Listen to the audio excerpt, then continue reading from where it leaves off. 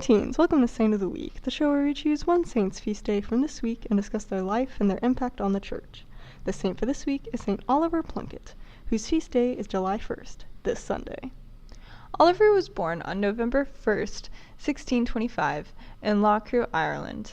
His primary education came from his cousin, Father Patrick Plunkett, and he himself aspired to join the priesthood. In 1647, he set out for Rome to achieve his goal, and after a perilous journey, he arrived and was admitted into the Irish College of Rome.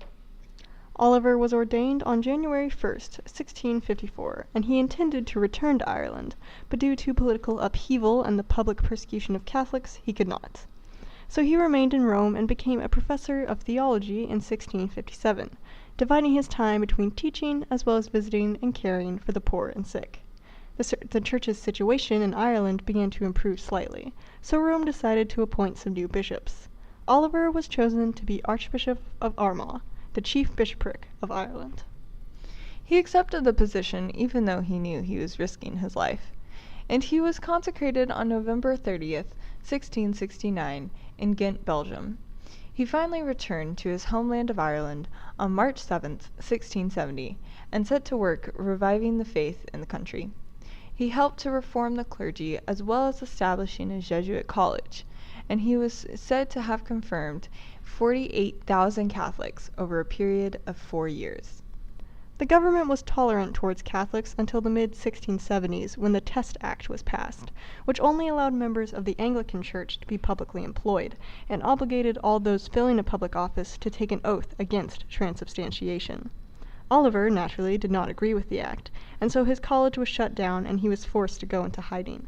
But it wasn't long before he was able to operate freely again, since the Irish government, unless under pressure from England, preferred to leave the Catholic bishops alone. Anti-Catholic sentiment came to a head in 1678, when the Englishman Titus Oates spread the falsehood of the Popish plot, which claimed that there was a vast conspiracy among Catholics to murder King Charles II.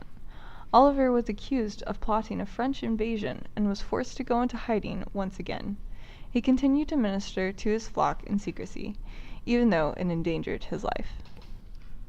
Oliver was arrested in December of 1679 and imprisoned in Dublin Castle. He was tried in Dundalk by an all-Protestant jury, but Oliver did not object, since he knew that he was well respected even among non-Catholics. His accusers were also criminals who were afraid to expose themselves in court, and so the trial fell through.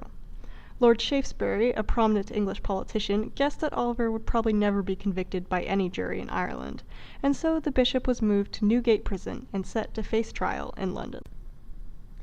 Oliver's trial was largely unfair. He was not allowed to defend himself or to bring his own witnesses from Ireland. He was finally pronounced guilty of high treason in June of 1681 and sentenced to be hanged, drawn, and quartered. His response when told of the verdict was Deo Gratia, which is Latin for thanks be to God. His execution was carried out on July 1st at Tyburn, when he was 55 years old, the last Catholic martyr to die in England. He is a patron saint of peace and reconciliation in Ireland.